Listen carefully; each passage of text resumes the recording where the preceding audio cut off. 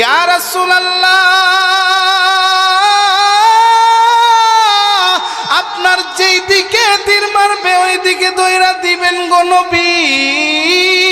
আমার সন্তানটা দুনিয়া থেকে বিদায় হয়ে যাবে, হাসরের ময়দানে আমি শাহাদাতের মা হিসাবে দাঁড়ায়া যাব। ওগো নবীজি, আপনি আমার সন্তানকে নিয়ে যান। এইভাবে আল্লাহর রাসূল বলতেছে। আল্লাহর রাসূল বলতেছেন, মাগো আপনার সন্তানের জন্য দোয়া করে দিলাম, আপনি তারে লইয়া যান, বড় হোক, তারপরে তারে আবার আমার দরবারের মধ্যে নিয়ে আইসেন।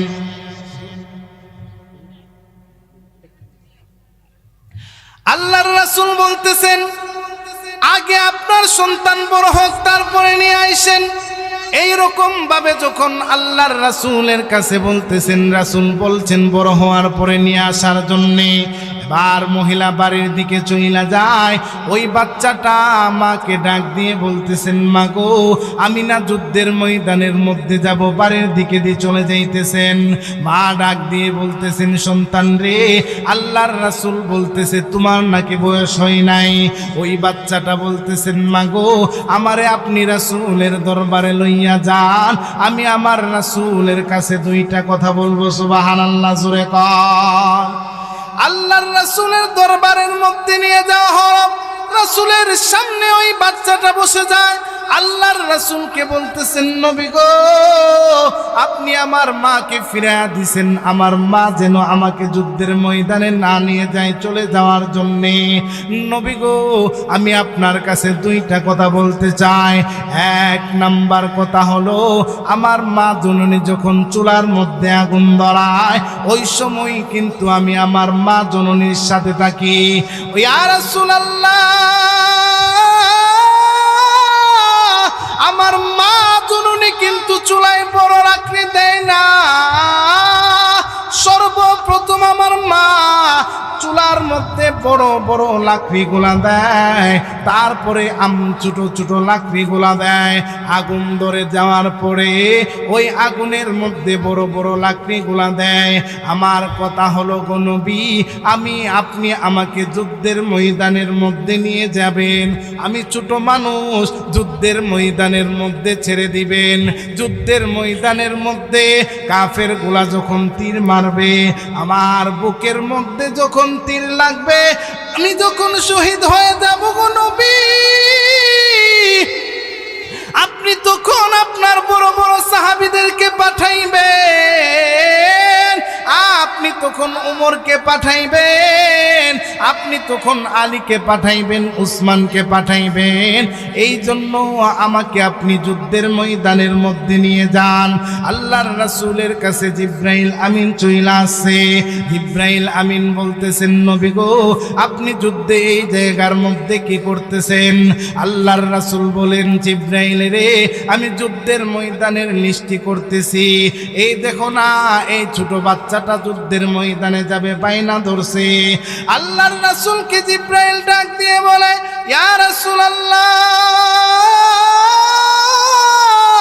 আপনি এই জায়গার মধ্যে যুদ্ধের লিস্টি করেন গো নবী। আমার আল্লাহ আরশের মধ্যে যুদ্ধের ময়দানের লিস্টি করতেছে। নবী গো, ওই লিস্টির মধ্যে আর কোনো মানুষের নাম রাখে নাই। সর্বপ্রথম এই ছোট শিশু 7 বৎসরের বাচ্চার নামটা রাইখা দিছে।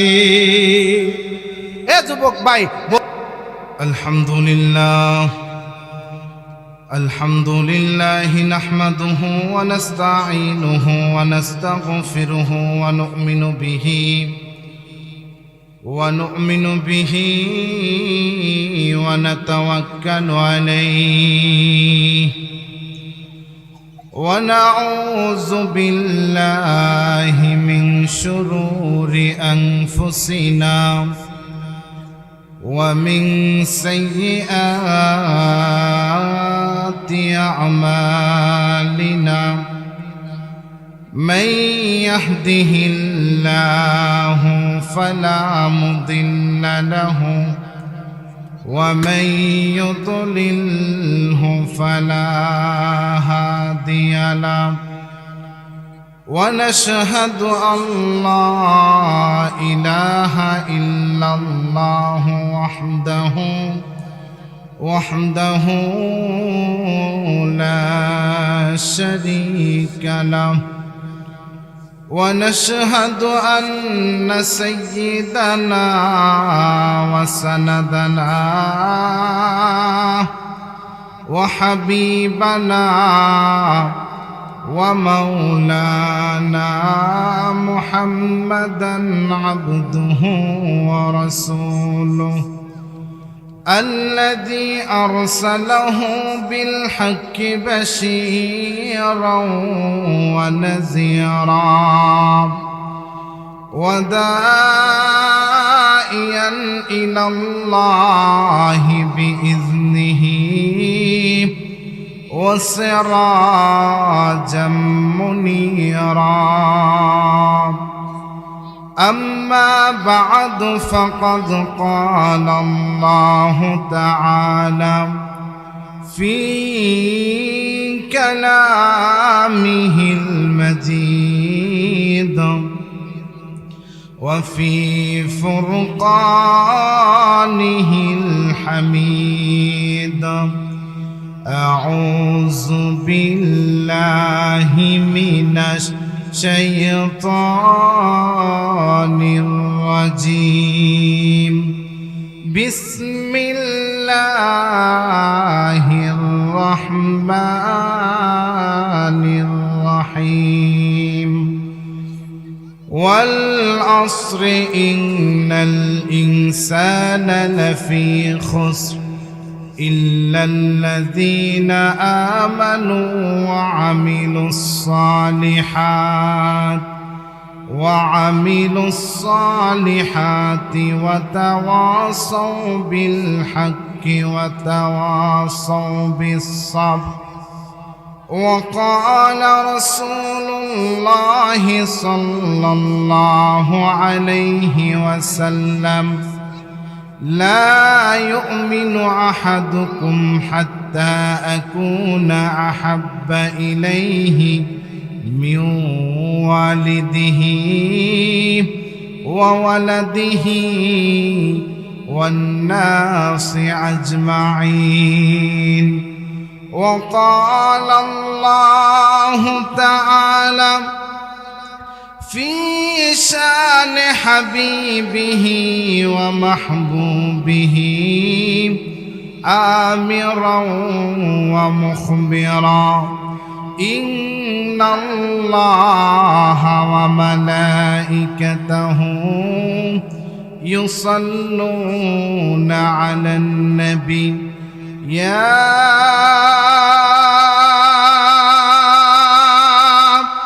أيها الذين آمنوا صلوا عليه وسلموا تسليما صلى الله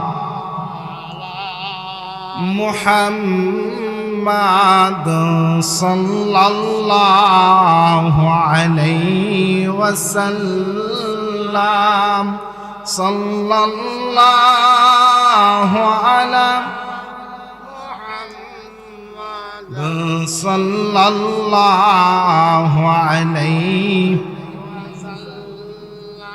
আপনার নাম শুনি আজানে আপনার নাম পড়ি কালিমাতে নামাজে জানাই সালাম সাল্লাল্লাহু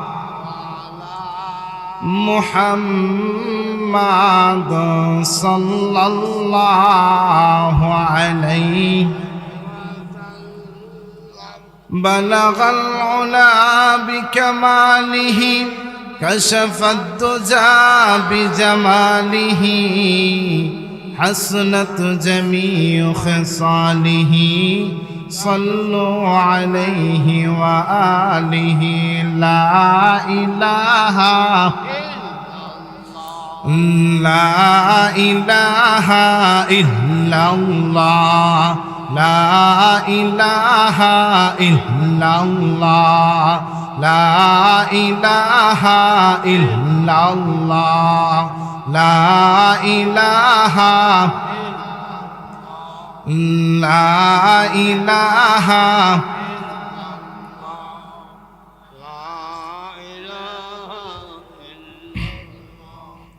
লা ইলাহা ইল্লাল্লাহ লা ইলাহা এই কালিমা পড়বে যারা কাজে আসবে মরণ বেলা এই কালিমা পড়বে যারা কাজে আসবে মরণ বেলা এই কালিমার রোশানীতে এই কালিমার রোশানীতে কবর হবে উজালা লা ইলাহা লা ইলাহা লা ইলাহা ইল্লাল্লাহ লা ইলাহা বহু দূরে মদিনা কেমনে যাব জানি না বহু দূরে মদিনা কেমনে যাব জানি না দয়া করো দয়ার আল্লাহ দয়া করো দয়ার আল্লাহ ফুরাও মনের বাসনা লা ইলাহা লা ইলাহা লা ইলাহা লা ইলাহা ইল্লাল্লাহু মুহাম্মাদুর রাসূলুল্লাহ সাল্লাল্লাহু আলাইহি ওয়াসাল্লাম যদি ছোট একটা পাখি হইতাম যদি ডানা ওয়ালা পাখি হইতাম একটা ওরাল দিয়া আমি মদিনায় যাইতাম একটা ওরাল দিয়া আমি মদিনায় যাইতাম ঠিক না বেঠিক জোরে কম যদি ছোট একটা পাখি হইতাম যদি ডানা ওয়ালা পাখি হইতাম একটা ওরাল দিয়া আমি মদিনায় যাইতাম হায়রে একটা ওরাল দিয়া আমি যাইতাম এদিকে সেদিকে ঘুরে বেড়াইতাম মেলিয়া ডানা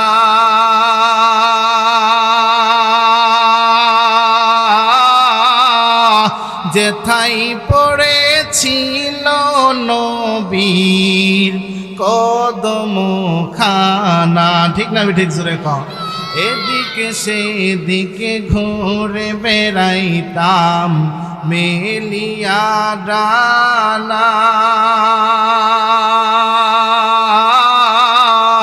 যেথাই পড়েছিল নবীর কদম খানা মন প্রাণ বরিয়ায় আমি মন প্রাণ বরিয়ায় আমি রোজা তাহার দেখিতাম আমি রোজা তাহার দেখিতাম একটা ওরাল দিয়া আমি মদিনায় যাইতাম আল্লাহ পাক আমাদের সকলকে মদিনার রাসূলের সবুজ গম্বুজ দেখার রাসূলের রওজায় সালাম দেওয়ার তৌফিক দান করুক, সকলে পড়ি আমিন।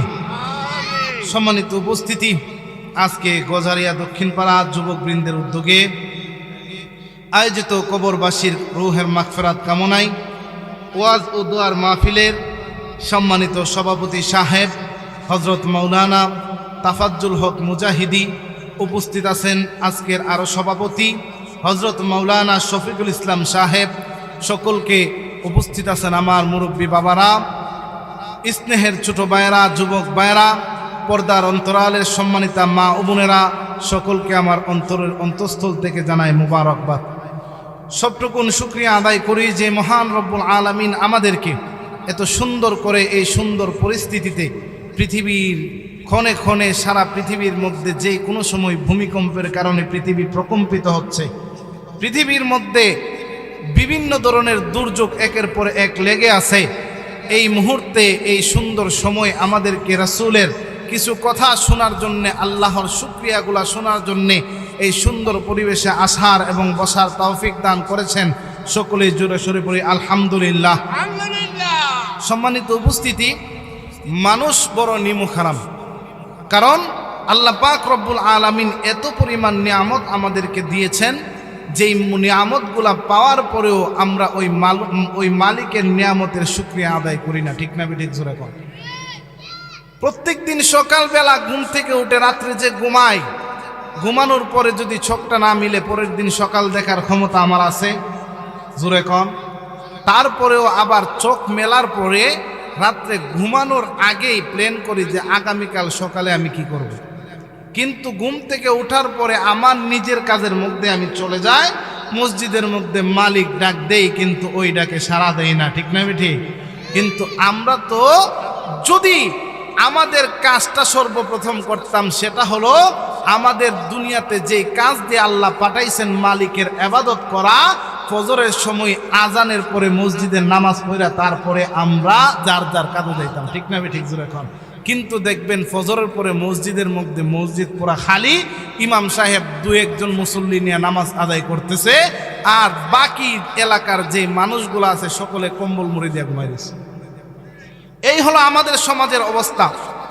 কিন্তু আমাদের তো উচিত ছিল যে মুয়াজ্জিন আজান দেওয়ার আগে কোন সময় আমরা মালিকের হুকুম আদায় করব সেই দিকে দৌড়ানো। ঠিক না ঠিক? কিন্তু আমরা বড়ই অকৃতজ্ঞ, কারণ আল্লাহ পাক রব্বুল আলামিন যুগের পরে যুগ মানুষগুলা আল্লাহর নিয়ামতের অশুকরিয়া করতেছে। এইরকম ছোট্ট একটা ঘটনা আপনাদের সামনে তুলে ধরতেছি। আল্লাহ পাক রব্বুল আলামিন একদিন আজরাইল আলাইহিস সালামকে জিজ্ঞাসা করতেছে, ও আজরাইল, দুনিয়ার জমিনের মধ্যে তো তুমি মানুষের জান কান্দান করো, রূহ কবজ করো, কোনোদিন কি তোমার অন্তরের মধ্যে মায়া লাগছে?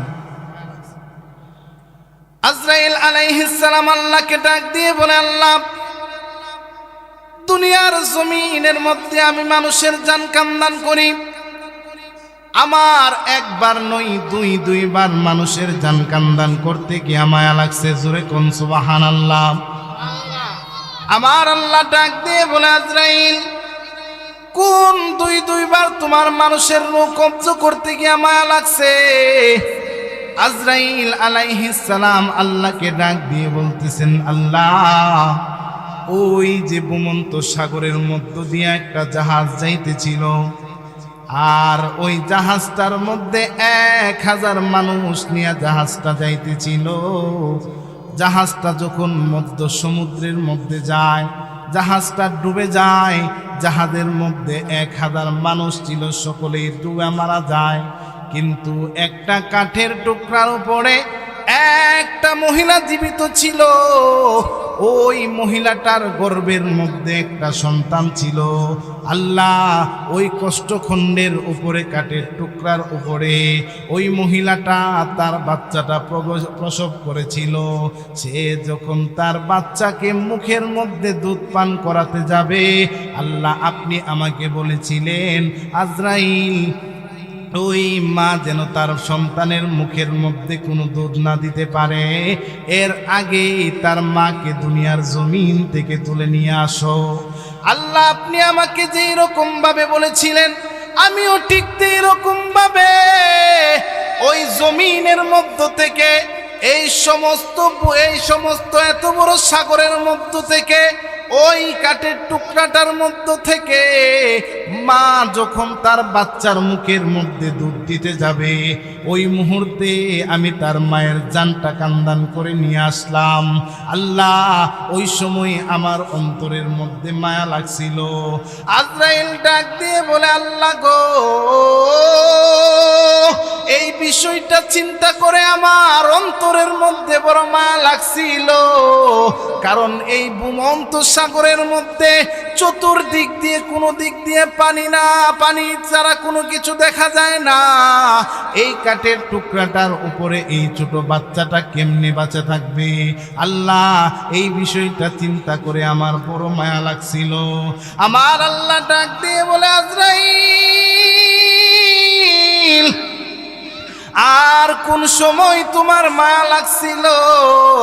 আজরাইল আলাইহিস সালাম আল্লাহকে বলতেছেন, আল্লাহ গো, আপনি যখন হুকুম দিয়েছিলেন সাদ্দাতের রূহ কবজ করার জন্যে, সাদ্দাত বড় আমিরানা একজন বাদশা ছিল, সে নিজে জান্নাত বানাইছিল, নিজের জান্নাত দেখতে যাবে। ওই মুহূর্তে সে ঘোড়ার উপরে, তার একটা পা ছিল ঘোড়ার উপরে, আরেকটা পা ছিল ঘোড়ার নিচে। আল্লাহ, আপনি আমাকে বলেছিলেন এই অবস্থার মধ্যে যেন আমি তার রূহটা কবজ করে নেই। আল্লাহ, আপনার হুকুম অনুযায়ী আমি সাদ্দাতের রূহটা কবজ করলাম। কিন্তু যখন সাদ্দাতের রূহটা কবজ করতে যায়, ওই সময় সাদ্দাত আমারে বাই বাই বলে ডাকছিল। একটা মিনিটের জন্য সুযোগ চাইছিল, সে যেন তার নিজের বানানো জান্নাতের ভিতরে যাইতে পারে। গো মালিক, আমি তারে 1 মিনিটের সময় দেই নাই, 1 সেকেন্ডের সময় দেই নাই, সে আমারে বাই বাই বলে ডাকছিল, একটু সুযোগ চাইছিল, এই সুযোগটা পর্যন্ত আমি দেই নাই। আল্লাহ, ওই সময় আমার অন্তরের মধ্যে বড় মায়া লাগছিল। আমার আল্লাহ ডাক দিয়ে বলে, আজরাইল, একটা মানুষের জন্য তোমার 2-2বার মায়া লাগছিল। ওই যে ভূমন্ত সাগরের মধ্যে প্রচন্ড পানি চতুর্দিক দিয়া, ওই কাঠের টুকরাটার উপরে এই ছোট শিশু বাচ্চাটার জন্য চিন্তা করেছিলা, সে কিভাবে এই সমস্ত সাগরের মধ্যে থাকবে। ওই বাচ্চাটা কেউ ছিল না, এই সাদ্দাতই ছিল ওই কাঠের টুকরার উপরের বাচ্চাটা। আমি আল্লাহ কাঠের টুকরাটাকে পানির সাথে বাসাইতে বাসাইতে আয়না লাগাইলাম। আমি আল্লাহ তারে বড় করলাম, আমি আল্লাহ তারে ধন সম্পদ দিলাম, আমি আল্লাহ তারে বাদশাহী দিলাম। সব কিছু পাওয়ার পরে সে আমি আল্লাহরে ভুইলা গেছে। এরে আজরাইল, জানোস নি রে আজরাইল, যে সময় তোরে বাই বাই বলে ডাকছিল, ওই সময় আমি তার দিকে তাকাচ্ছিলাম। একবারের জন্য নিয়ে আমি আল্লাহরে আল্লাহ বলে ডাক দিই রে আজরাইল, তার সমস্ত কৃতকর্মের উপরে সে ক্ষমা চাইয়া নিয়ে আমি আল্লাহরে মালিক বলে ডাক দেয়। আমি আল্লাহরে যদি আল্লাহ বলে ডাক দিত আর সমস্ত বিষয়ের উপরে ক্ষমা চাইতো, আমি আল্লাহ আমার কুদরতি জান্নাতের ভিতরে ঢুকায়া দিতাম। আমার আল্লাহ এইরকম ভাবে আপনারা আমারও প্রতিনিয়ত সুযোগ দিতেছেন। বান্দা, সুযোগ গ্রহণ করো। তুমি সুযোগ নাও, তুমি সুযোগ নিয়ে দেখো, তুমি আমি আল্লাহর পথে নিয়ে আসতে পারো। কিন্তু আল্লাহ সুযোগ দিতেছেন ঠিকই, কিন্তু ওই মালিকের সুযোগটা আমরা গ্রহণ করতেছি না। ঠিক না ঠিক জোরে কন। কারণ সুযোগটা যদি গ্রহণ করতাম আমাদের আখিরাত সুন্দর হয়ে যাইতো, সুযোগটা যদি গ্রহণ করতাম দুনিয়া সুন্দর হয়ে যাইতো। কিন্তু এই সুযোগটা আমরা গ্রহণ করি না বিদায় আমরা যা দুনিয়া থেকে বিদায় হওয়ার সাথে সাথে আমাদের জন্য কবরের আযাব রেডি হয়ে থাকে। সম্মানিত উপস্থিতি, আমার এই দিকে আলোচনা নয়, আমার আলোচনা হলো আমি আপনাদের সামনে পবিত্র কালামুল্লাহ থেকে ছোট্ট একখানা সূরা আপনাদের সামনে তিলাওয়াত করেছি। রাসূল আকরাম সাল্লাল্লাহু আলাইহি ওয়াসাল্লামের হাদিস থেকে একখানা হাদিস আপনাদের সামনে পাঠ করেছি। আমি যেই সূরা আপনাদের সামনে তেলাওয়াত করেছি সেই সূরাটার নাম হলো সূরাতুল আসর।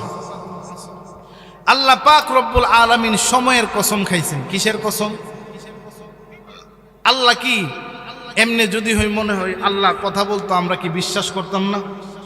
জোরে কম, বিশ্বাস করতাম। তারপরেও আল্লাহ কথাটাকে গুরুত্ব দেওয়ার জন্য সময়ের কসম খায়া বলেন ওয়াল আস। আল্লাহ সময়ের কসম খায়া বলতেছেন ইন্নাল ইনসানা লাফি খুসর। সমস্ত মানুষগুলা ক্ষতির মধ্যে রয়েছে। পৃথিবীর মধ্যে যত মানুষ আছে সকলেই ক্ষতির মধ্যে রয়েছে, কিন্তু 4 প্রকার মানুষ ব্যতীত যাদের মধ্যে এই 4টা গুণ আছে তারা সফল কাম, আর যাদের মধ্যে 4টা গুণ ব্যতীত যত মানুষ আছে সকলেই ক্ষতিগ্রস্ত। আল্লাহ পাক রব্বুল আলামিন বলতেছেন 1 নাম্বার ইল্লাল্লাযীনা আমানু, ইমানদার হতে হবে, ওয়া আমিলুস সালিহাত, নেক আমল করতে হবে, ওয়া তাওয়াসাউ বিল হাক্কি ওয়া তাওয়াসাউ বিস সাবর, অর্থাৎ সত্যের পথে থাকতে হবে। 4 নাম্বার আল্লাহ পাক রব্বুল আলামিন যা কিছু আমাদেরকে দিবেন তার থেকে আমাদেরকে খরচ করতে হবে, তার মধ্যে আমরা ধৈর্য ধারণ করতে হবে। যদি আল্লাহ বিপদের মধ্যেও ফালায় ধৈর্য ধারণ করতে হবে আল্লাহ, কারণ দিবার মালিককে জোরে কোন, বিপদের মধ্যে ফেলানোর মালিকও আল্লাহ, বিপদ থেকে উদ্ধার করার মালিকও আল্লাহ। এখন আসুন 1 নাম্বার হলো ইমানদার হতে হবে। যদি আমরা ইমানদার হতে পারি, আল্লাহ পাক রব্বুল আলামিন ঘোষণা দিয়েছেন যে 1 নাম্বার ইমানদার হতে হবে। এই গুণগুলার মধ্যে হলো 1 নাম্বার হলো ইমানদার হওয়া। আমরা তো ইমানদার, ঠিক না ঠিক জোরে কোন? আমরা সকলে ইমানদার, ঠিক না ঠিক জোরে কোন? কিন্তু ঈমান আমাদের মধ্যে কতটুকু আছে? সাহাবী কেরামের তো ঈমান ছিল, আর আমাদের ঈমান আর সাহাবীদের মধ্যে ঈমান পার্থক্য রাত আর দিন ডিফারেন্স। কারণ আমরা সাধারণ ইলেকশন আসলে নিজেদের বুড়ের কারণে আমরা নিজেদের ঈমান নিয়ে নাড়াচাড়ি করি, কিন্তু সাহাবা একরাম এমন ছিল যে তাদের নিজেদের ধন সম্পদ বাড়ি গাড়ি সব কিছু ছাইরা দিছে, তারপরেও তারা ঈমান ছাড়ে না।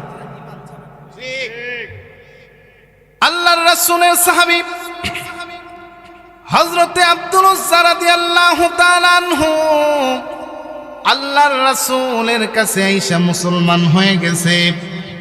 আল্লাহর রাসূলের কাছে আইসা কালেমা পড়ে মুসলমান হয়ে গেছে। এবার গণ গণ আল্লাহর রাসূলের দরবারের মধ্যে আসা যাওয়া করে। এমনি আল্লাহর রাসূলের দরবারে যখন আসা যাওয়া করে, ওই আব্দুল উজ্জার চাচা সে বিষয়টা খেয়াল করে দেখতেছে যে মুহাম্মদ কোন এই আব্দুল উজ্জা দি কোন মুহাম্মদের দরবারের মধ্যে আসা যাওয়া করতেছে। এই বিষয়টা জিজ্ঞাসা করতেছে, আরে আব্দুল উজ্জা, তুই দি কোন মুহাম্মদের দরবারের মধ্যে আসা যাওয়া করস, কারণ কি? বিষয়টা তো চিন্তার বিষয়। মুহাম্মদ তো আমাদের ধর্মের নয়, তুই মুহাম্মদের দরবারের ভিতরে যাইতে পারবি না। আব্দুল উজ্জার বাবা ছিল না, তার চাচার কাছে তার মা বিবাহ বসে গিয়েছিল, এই জন্যে তার সমস্ত দায়িত্ব ছিল তার চাচার কাছে। আব্দুল উজ্জা বলতেছেন, চাচা গো, আমাকে আপনি সব কিছু থেকে বঞ্চিত করতে পারেন, এই মুহূর্তে যে কথাটা নিষেধ করেছেন, আমি আমার রাসূলের দরবার ছাড়া বাকি সব কিছু ছেড়ে দিতে রাজি, কিন্তু আমি আমার রাসূলের দরবার ছাড়তে রাজি না। এবার আব্দুল উজ্জার চাচা বলতেছে, আরে আব্দুল উজ্জা,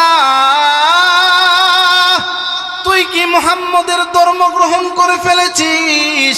আব্দুল উজ্জা বলতেছে, চাচা গো, আমি যেই দিন সর্বপ্রথম আমার রাসূলকে তার চেহারাটা দেখলাম, আমার রাসূলের চেহারার মায়ার মধ্যে এমন ভাবে পড়লাম, আমি সাথে সাথে কালেমা পড়ে মুসলমান হয়ে গেলাম।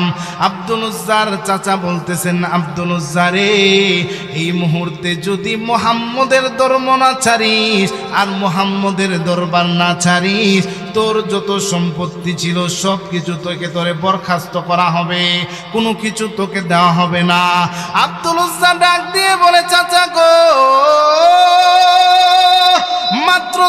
সম্পদ কি? আমাকে যদি আপনি দুনিয়া থেকেও বিদায় করে দেন, 1 সেকেন্ডের জন্যে আমি আমার রাসূলের ধর্ম ছাড়ব না। জোরে জোরে কোন সুবহানাল্লাহ।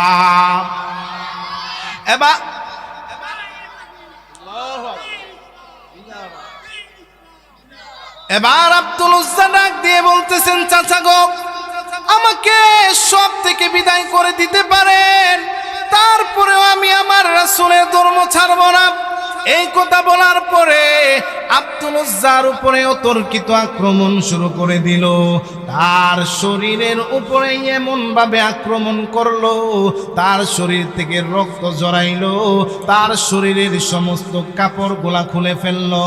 শীতের রাতে একেবারে উলঙ্গ কইরা আব্দুল উজ্জাকে তার বাড়ি থেকে বের করে দিল। এবার আব্দুল উজ্জার সমস্ত শরীরের মধ্যে কোনো কাপড় নাই, সমস্ত শরীরের মধ্যে জামা নাই, একেবারে উলঙ্গ অবস্থায় সমস্ত শরীরটার মধ্যে আঘাতে আঘাতে রক্তগুলা জমিনের মধ্যে পড়তেছে। বাড়ি থেকে বের হয়ে যায়, দরজার মধ্যে গিয়া মাকে ডাক দিই, মা গো, চিরজীবনের জন্য তোমাদেরকে ছেড়ে চলে যাইতেছি। আমার চাচা আমাকে বাড়ি থেকে বের করে দিয়েছে, আমার শরীরের মধ্যে পরনের কোনো কাপড় নাই। এবার মাকে ডাক দিয়ে বলেন, মা গো, আমার এক টুকরা কাপড় দাও, যেই কাপড়টা দিয়া আমি আমার লজ্জাস্থানটা ডেকে আমার রাসূলের দরবারের মধ্যে যাইতে পারবো। মা জানালা দিয়া এক টুকরা কাপড় দিল। আব্দুল উজ্জা কোনো মতে তার সতরটা ডাইকা আল্লাহর রাসূলের দরবারের মধ্যে চইলা গেছে। রাসূলে ফজরের নামাজের সময় হুজরা মুবারক থেকে বের হয়ে গেছে। এমনি বের হয়ে দেখে ঘরের দরজার সামনে কে যেন জীর্ণ শীর্ণভাবে দাঁড়ানো, সমস্ত শরীরটা কাঁপতেছে আর শরীর থেকে রক্ত পড়তেছে। আল্লাহর রাসূল ডাক দিয়ে বলে, কে রে তুমি? এই প্রচন্ড শীতের রাতে এই রকম রক্ত মাখা অবস্থায় আমার দরজার সামনে দাঁড়ায় আছো? আব্দুল উজ্জা ডাক দিয়ে বলেন, নবী গো, আমি হলাম আপনার সাহাবী আব্দুল্লাহ। আল্লাহর রাসূল জিজ্ঞাসা করতেছেন, কোন আব্দুল্লাহ তুমি? আব্দুল্লাহ ডাক দিয়ে বলে, ইয়া রাসূলুল্লাহ, আমি হলাম ওই আব্দুল্লাহ গো নবী, যার নামটা ছিল আব্দুল উজ্জা। আপনার কাছে মুসলমান হওয়ার পরে আমার নামটা রাখছিলেন আব্দুল্লাহ। আল্লাহর রাসূল বলতেছেন, আব্দুল্লাহ রে, তুমি না বড় ধন সম্পদের মালিক ছিলা, তোমার টাকা পয়সার অভাব ছিল না, ধন সম্পদের অভাব ছিল না, এই অবস্থা কি করে তোমার হলো? আব্দুল উজ্জা ডাক দিয়ে বলেন, নবী গো, আপনার উপরে ঈমান আনার কারণে, আপনার ধর্ম না ছাড়ার কারণে আমি, আমার চাচা আমাকে বলছে আপনার ধর্ম ছেড়ে দেওয়ার জন্যে। আমি যখন বললাম সব কিছু ছাড়তে পারবো, কিন্তু আমার রাসূলের ধর্ম ছাড়তে পারবো না, আমার চাচা আমাকে এত পরিমাণ মারলো, আমার সমস্ত শরীর থেকে রক্ত ঝরাইলো, আমার সমস্ত শরীর থেকে কাপড়গুলা খুলে রাখলো, এমনকি উলঙ্গ অবস্থায় আমাকে বাড়ি থেকে বের করে দিয়েছে। আল্লাহর রাসূল ডাক দিয়ে বলে, আব্দুল্লাহ,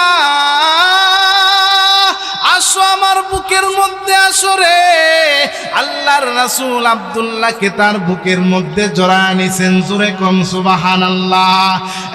একটা জবান বন্ধ রাখবেন না। আল্লাহু আকবার। ঈমানের কেমন পাওয়ার দেখেন ভাই। আব্দুল্লাহ ঘর ছাড়ছে, সংসার ছাড়ছে, সব কিছু ছাইরা আল্লাহর রাসূলের দরবারের মধ্যে চলে আসছে। আল্লাহর রাসূল নিজের ব্যবহার করা জামাটা উপহার দিয়া দিছে। সুবহানাল্লাহ, জোরে কোন। এবার আব্দুল্লাহ আল্লাহর রাসূলের জামা উপহার পাইয়া ফজরের জামাত আদায় করলেন।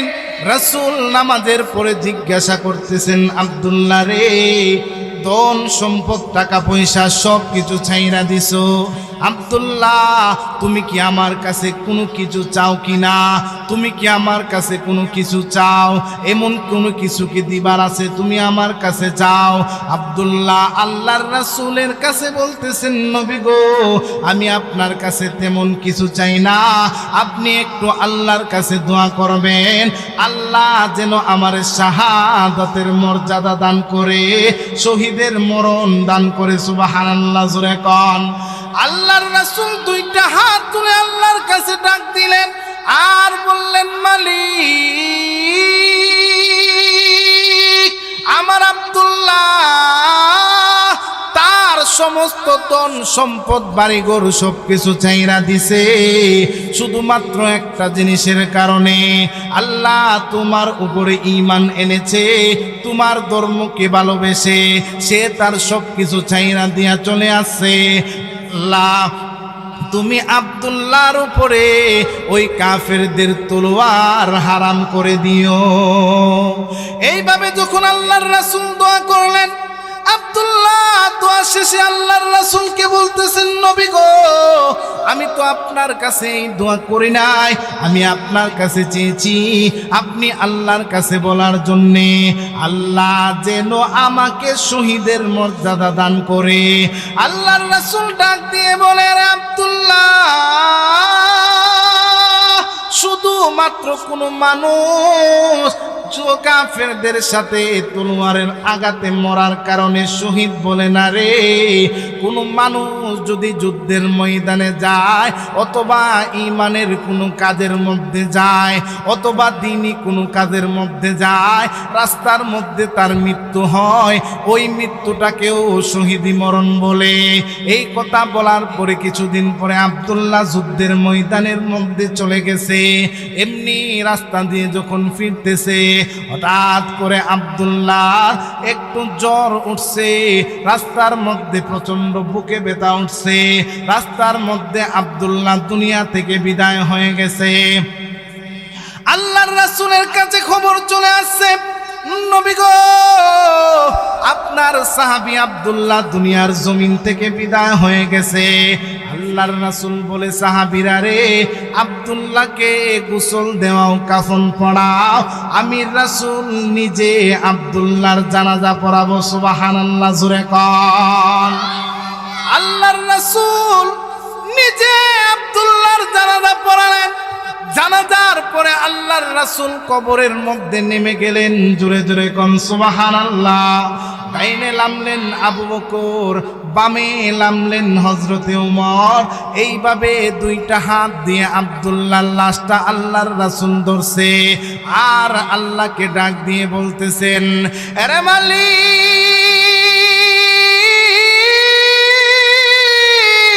আমার আব্দুল্লাহ তার অন্তরের মধ্যে বড় শোক ছিল গো, সে যেন শহীদি মর্যাদা পায়, শহীদি মৃত্যু পায়। আল্লাহ আপনি আব্দুল্লাহ তার ঘর বাড়ির জায়গা সম্পদ সব কিছু ছেড়ে দিয়ে আসছে, আমি রাসূলকে ভালোবাসা সব কিছু ছাইরা দিছে। আল্লাহ আপনি তারে শাহাদাতের মর্যাদা দান করে দিয়ে। এইভাবে যখন দোয়া করলেন, আল্লাহর রাসূল যখন এত সুন্দর করে কবরের মধ্যে নামাইলেন, পিছন দিক দিয়ে আর একটা সাহাবী গইরাইয়া মাটির মধ্যে কান্না করতেছে আর চিৎকার করতেছে। ওই সাহাবী বলতেছে, রে আব্দুল্লাহ, তোর কত ভাগ্য, তোর কত সৌভাগ্য, তোর কত সুন্দর মরণ, তোর কত সুন্দর মৃত্যু। আমার মৃত্যুটা এমন যদি হতো, ওই লাশটা যদি তোর না লাশ হইয়া আমার লাশটা রাসূলের হাতের মধ্যে থাকতো রে, তাহলে কতই না ভালো হইতো। দেখেন তাদেরও ঈমান আর আমাদেরও ঈমান।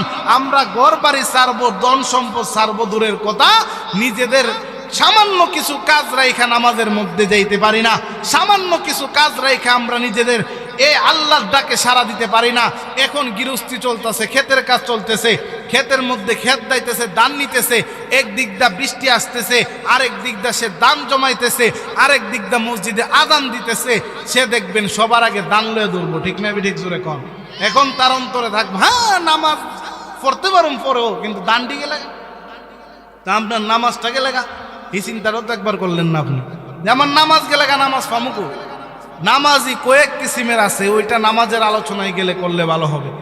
নামাজি কয়েক প্রকার, এর মধ্যে এক প্রকার নামাজি হলো যারা নামাজ পড়বে ঠিকই, কিন্তু নামাজের ভালোভাবে গুরুত্ব দিবে না, ঠিক না ঠিক জোরে কর। কারণ নামাজের গুরুত্ব কোনটা, যে 5 ওয়াক্ত নামাজের মধ্যে কেউ দেখবেন ফজর পড়ে না, বাকি সব ওয়াক্তের নামাজ পড়ে, এর কাছে নামাজের গুরুত্ব আছে জোরে কন।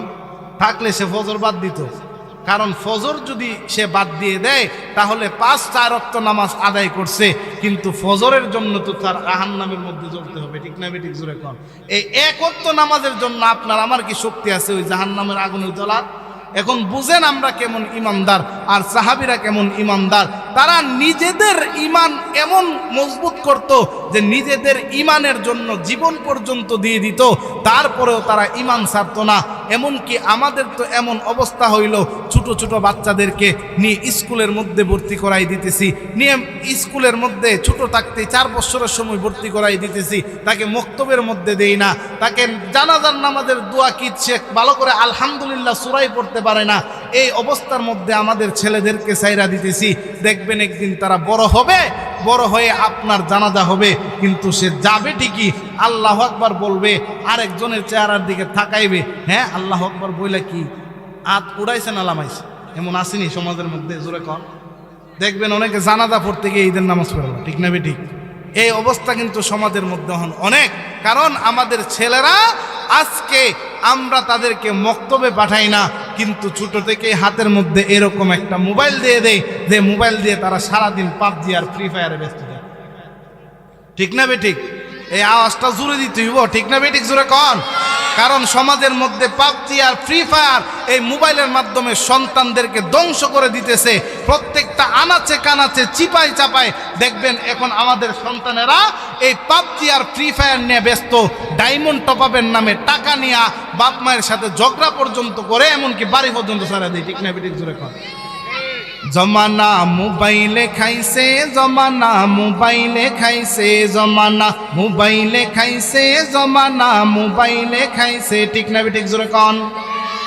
রাস্তাঘাটে চলতে গেলে মুড়ে মুড়ে দেখা যায় পাবজি আর ফ্রি ফায়ারে যুবক শিশু দিন কাটায়, ঠিক না ঠিক জোরে কন।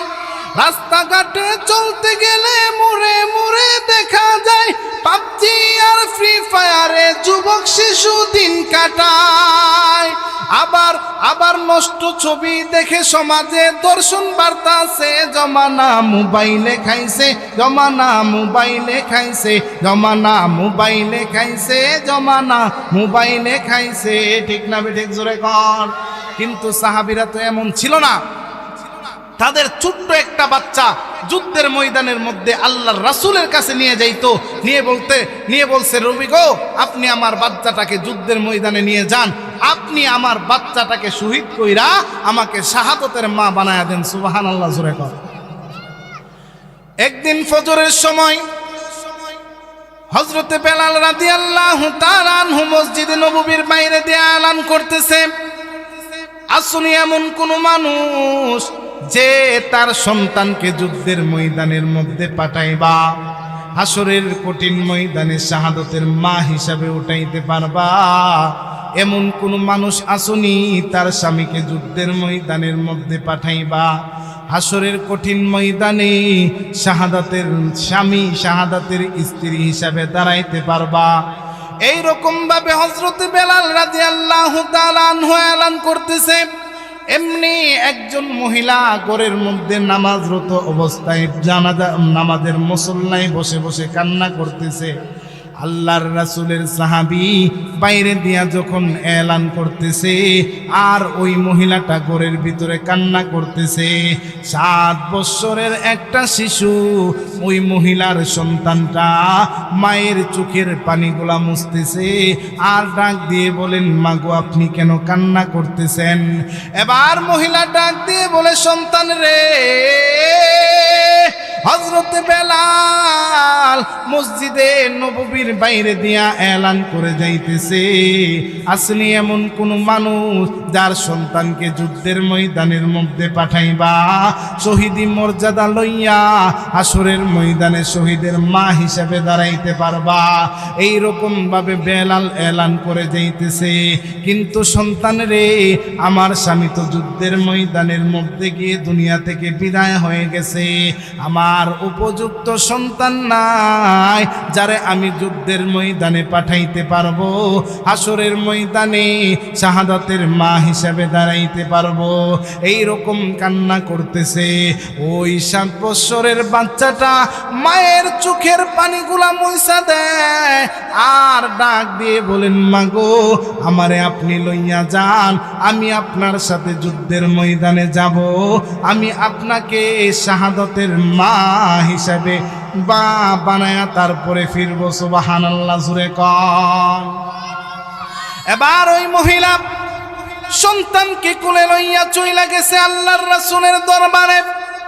আল্লাহর রাসূলের দরবারের মধ্যে যাওয়ার পরে গিয়া দেখে সাহাবীরা যুদ্ধের ময়দানের লাইন করতেছে।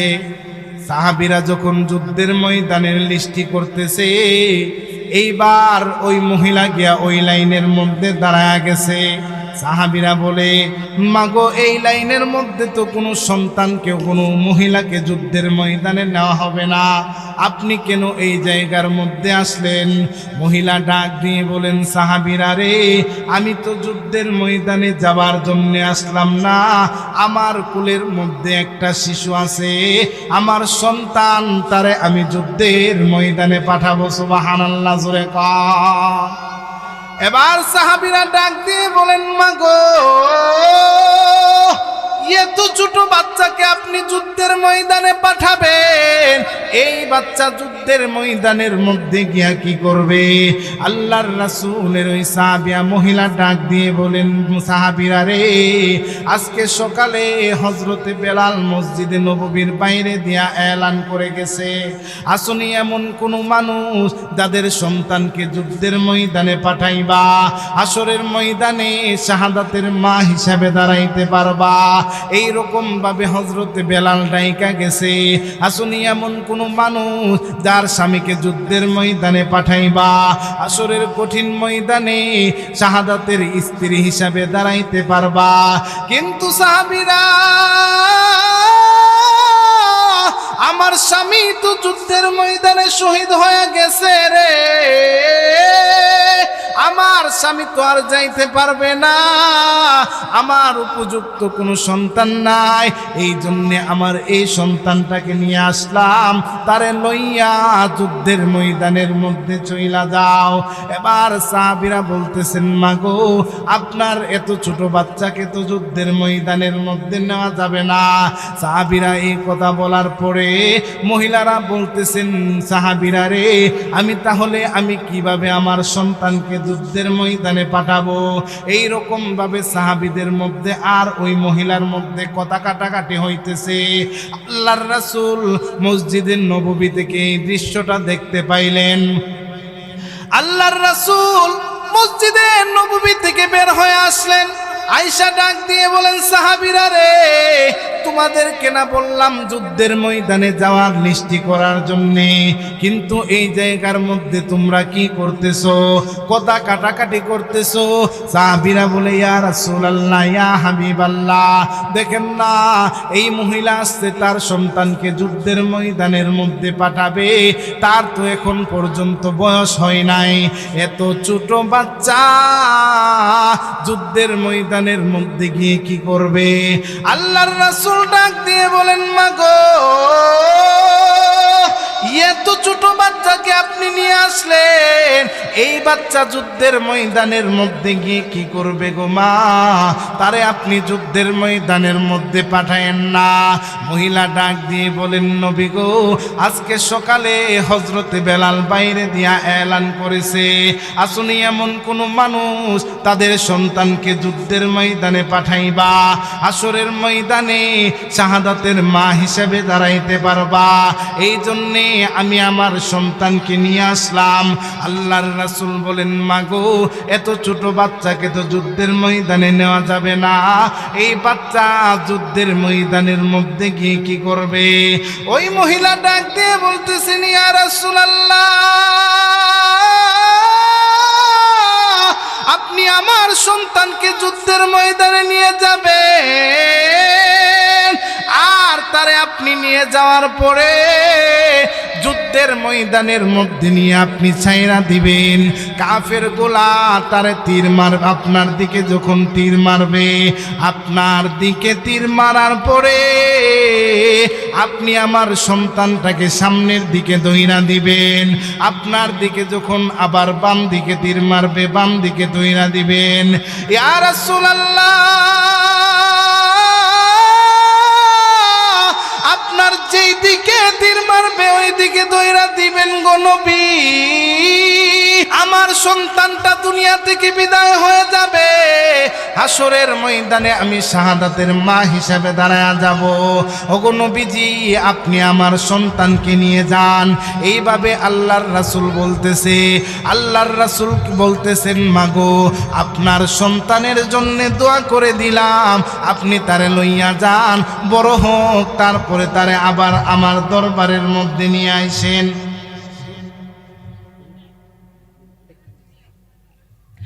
আল্লাহর রাসূল বলতেছেন, আগে আপনার সন্তান বড় হোক, তারপরে নিয়ে আইসেন।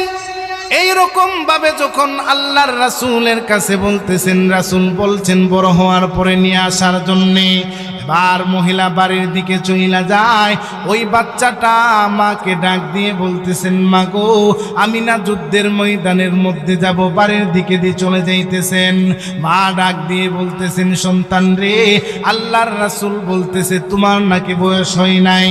ওই বাচ্চাটা বলতেছেন, মা গো, আমারে আপনি রাসূলের দরবারে লইয়া যান, আমি আমার রাসূলের কাছে দুইটা কথা বলবো। সুবহানাল্লাহ, জোরে কর। আল্লাহর রাসূলের দরবারের মধ্যে নিয়ে যাওয়া হলো। রাসূলের সামনে ওই বাচ্চাটা বসে যায়। আল্লাহর রাসূলকে বলতেছেন, নবী গো, আপনি আমার মাকে ফিরাইয়া দিছেন, আমার মা যেন আমাকে যুদ্ধের ময়দানে না নিয়ে যায়, চলে যাওয়ার জন্যে। নবী গো, আমি আপনার কাছে দুইটা কথা বলতে চাই। এক নাম্বার কথা হলো, আমার মা জননী যখন চুলার মধ্যে আগুন ধরায়, ওই সময় কিন্তু আমি আমার মা জননীর সাথে থাকি। ইয়া রাসূলুল্লাহ, আমার মা জননী কিন্তু চুলায় বড় লাকড়ি দেয় না। সর্বপ্রথম আমার মা চুলার মধ্যে বড় বড় লাকড়িগুলা দেয়, তারপরে ছোট ছোট লাকড়িগুলা দেয়। আগুন ধরে যাওয়ার পরে ওই আগুনের মধ্যে বড় বড় লাকড়িগুলা দেয়। আমার কথা হলো গো নবী, আপনি আমাকে যুদ্ধের ময়দানের মধ্যে নিয়ে যাবেন। আমি ছোট মানুষ, যুদ্ধের ময়দানের মধ্যে ছেড়ে দিবেন। যুদ্ধের ময়দানের মধ্যে কাফের গুলা যখন তীর মারবে, আমার বুকের মধ্যে যখন তীর লাগবে, আমি যখন শহীদ হয়ে যাব গো নবী, আপনি তখন আপনার বড় বড় সাহাবীদেরকে পাঠাইবেন, আপনি তখন উমরকে পাঠাইবেন, আপনি তখন আলীকে পাঠাইবেন, উসমানকে পাঠাইবেন। এই জন্য আমাকে আপনি যুদ্ধের ময়দানের মধ্যে নিয়ে যান। আল্লাহর রাসূলের কাছে জিবরাইল আমিন চইলা আসছে। জিবরাইল আমিন বলতেছেন, নবী গো, আপনি যুদ্ধে এই জায়গার মধ্যে কি করতেছেন? আল্লাহর রাসূল বলেন, জিবরাইল রে, আমি যুদ্ধের ময়দানের লিস্টি করতেছি। এই দেখো না, এই ছোট বাচ্চাটা যুদ্ধের ময়দানে যাবে, বাইনা ধরছে। আল্লাহর রাসূলকে জিবরাইল ডাক দিয়ে বলে, ইয়া রাসূলুল্লাহ, আপনি এই জায়গার মধ্যে যুদ্ধের লিস্টি করেন গো নবী। আমার আল্লাহ আরশের মধ্যে যুদ্ধের ময়দানের লিস্টি করতেছে। নবী গো, ওই লিস্টির মধ্যে আর কোনো মানুষের নাম রাখে নাই। সর্বপ্রথম এই ছোট শিশু 7 বৎসরের বাচ্চার নামটা রাইখা দিছে। যুবক ভাই বলতে চায় আমাদের সন্তানদেরকে আমরা স্কুলের মধ্যে দিয়ে দেই, মক্তবের মধ্যে দেই না, কিন্তু আপনার এলমে দ্বীনটা শিক্ষা করার পরে আপনি স্কুল কলেজের মধ্যে দেন, সমস্যা নাই। কিন্তু ওই সাহাবীরা তাদের সন্তানদেরকে নিয়ে, নিজের বাচ্চাকে নিয়ে, ছোট বাচ্চাকে শহীদ হওয়ার জন্য উদ্বুদ্ধ করে দিয়েছেন, কিন্তু আমাদের সন্তানদেরকে আমরা ভালোভাবে মক্তবের মধ্যেই দেই না। আমাদের হলো এই অবস্থা। আমাদের ইমানের যদি এই অবস্থা হয়, এই ইমান নিয়ে আমরা কিভাবে জান্নাতে যাব আশা করতেছি। আর তিনটা অবস্থা বাকি আছে, পরবর্তীতে কোনো সময় পাইলে বলবো ইনশাআল্লাহ। আমাদের মাঝে আমাদের হুজুর চলে আসছে। যেই কথাগুলো বললাম, আল্লাহ পাক রব্বুল আলামিন আমি এবং আপনাদের সকলকে আমল করার তৌফিক দান করো। আসসালামু আলাইকুম ওয়া রাহমাতুল্লাহ। মাশাআল্লাহ, জাযাকাল্লাহ, বারাকাল্লাহু ফিদ্দীন। মুফতি সাঈদ আল হাবিব এত চমৎকার বয়ান আমাদেরকে শোনাইতেছিলেন। সময় সংকীর্ণতার কারণে লম্বা সময় দেওয়া গেল না। সম্মানিত এলাকাবাসী, এখনো পর্যন্ত যারা এদিক সেদিক ঘোরাফেরা করতেছি, আমরা অতি সত্বর ফ্যান্ডেলের নিচে চলে আসি। আমাদের বিশেষ মেহমান, বিশেষ অতিথি, প্রখ্যাত আলেমে দ্বীন হযরতুল আল্লাহ মুফতি দ্বীন মোহাম্মদ সাহেব হাফিজাহুল্লাহ হুজুর আমাদের মাঝে উপস্থিত হয়েছেন। আমাদের প্রধান বক্তা রাস্তায় আছেন, ইনশাআল্লাহ অল্প কিছুক্ষণের মধ্যে উপস্থিত হয়ে যাবে। অতএব আমরা এখনো পর্যন্ত যারা এদিক সেদিক ঘোরাফেরা করতেছি, অতি সত্বর আমরা মাহফিলের প্যান্ডেলের নিচে এসে বসে পড়ি। সম্মানিত এলাকাবাসী, এক পর্যায়ে আপনাদের সম্মুখে কুরআন ও হাদিস থেকে মূল্যবান তাকরীর নিয়ে আসছেন হযরতুল আল্লাহ হযরত মাওলানা মুফতি দ্বীন মোহাম্মদ